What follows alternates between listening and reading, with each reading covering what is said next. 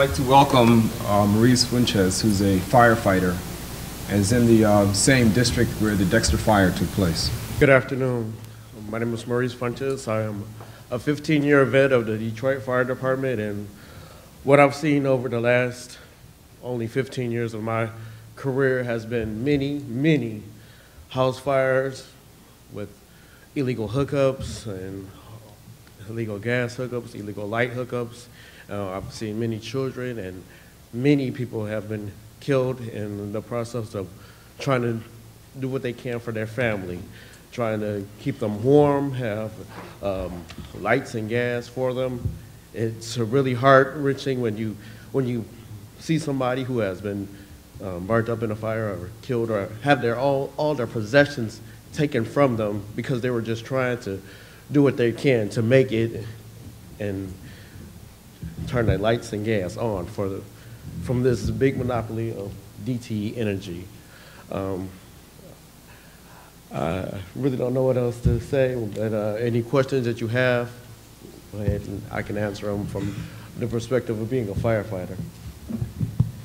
Maurice, can you tell us the psychological and physical strain on the firefighters to deal with these issues? Well, yes. One thing is seeing all of this, all of the emotions that other people have, they're right on you.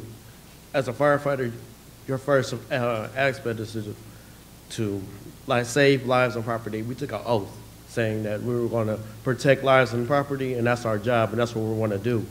So when we see that and trying to do our job as well as we can, that plays a toll on our hearts, pulling out dead people or pulling out any one of your pictures or any of your pets or anything, any of your valuables. It plays a toll on us also, trying to save those things, your life and your property.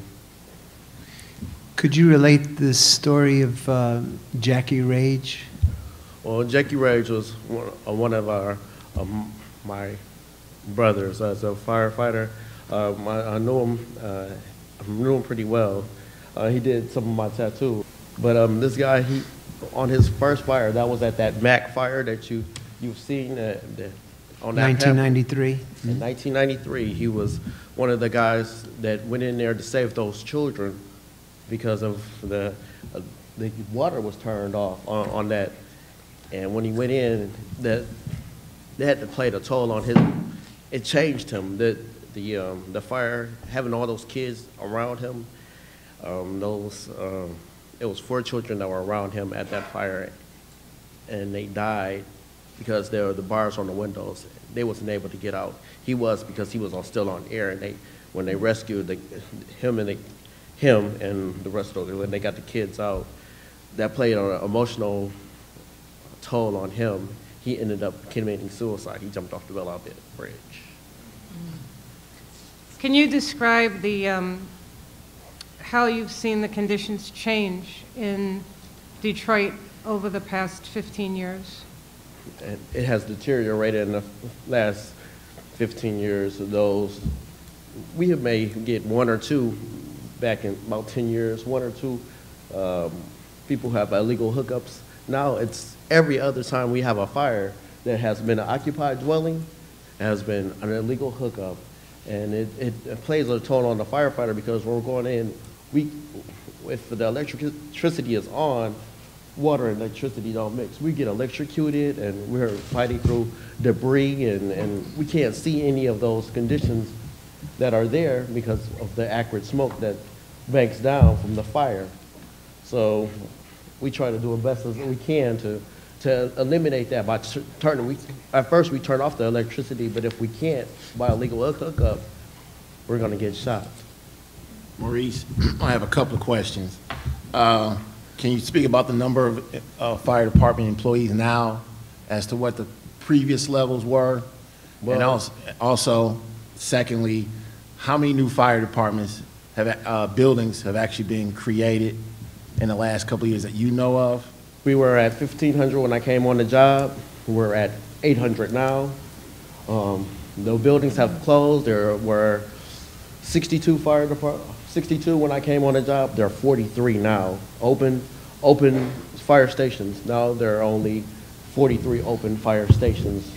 Also about the EMS technicians, because I've spoken to firefighters during the election campaign who said where the number of EMTs or EMS technicians have declined.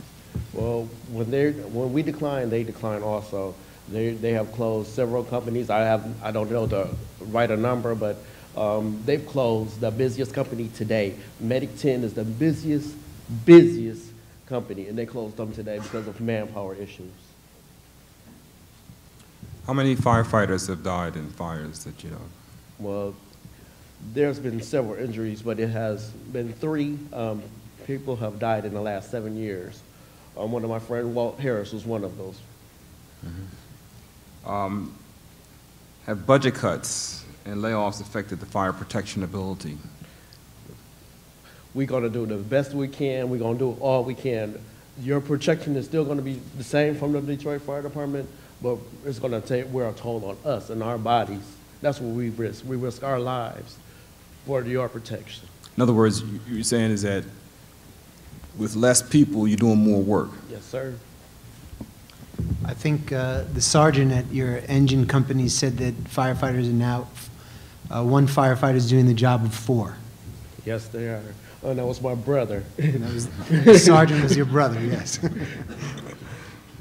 Maurice, when was the last new class to come into the fire department? And because there was an article in the newspaper about so many number. It was 2004 when the last class was made, and that's, what, 6 years ago? So 2004 since the last class. So all those retirees, it's been about 150 people who have retired since then. So that's a decline on our workforce. Would you think it's correct to characterize that when DTE cuts off people, they're not only threatening the lives of ordinary residents, but in fact the lives and limbs of firefighters as well? Well, I've said before, is a shutoff notice worth a life? I don't think it is. Thank you very much, Maurice.